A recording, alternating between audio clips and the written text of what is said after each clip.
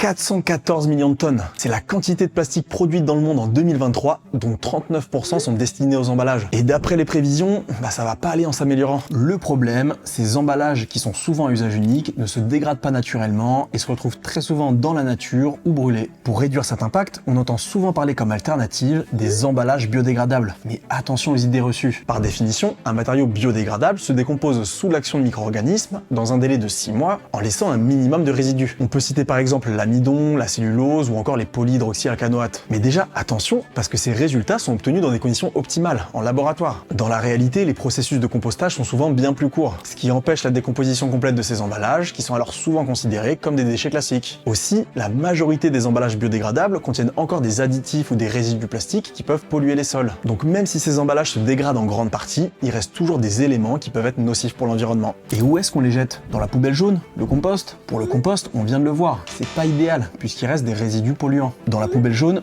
c'est pas mieux, parce qu'ils vont être considérés comme non recyclables et donc vont être mis à l'écart. Résultat, ils terminent dans des décharges ou dans des incinérateurs. Ces emballages ne sont donc pas une solution miracle. Coût élevé, collecte compliquée, infrastructure insuffisante. Alors c'est quoi la meilleure solution? Réduire les emballages